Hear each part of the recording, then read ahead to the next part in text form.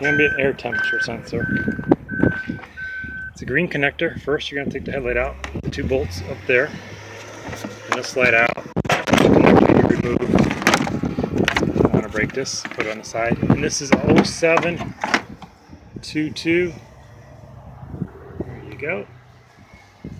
And then now you're going to take the 2 bolts holding this out at the top, which correlate to here and here, the fender, they're 10, and 2 bolts down here. And then you're looking for green color wire. That is it. And then it connects right. Let's see if that is the right position. Yes.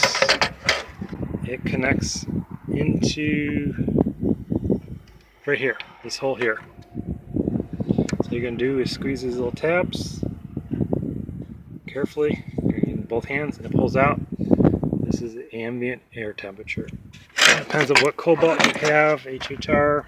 Generally they're 40 to 50 bucks. But it hides in the headlight bracket, driver's headlight bracket. You'll see it. It's missing. You'll notice it missing.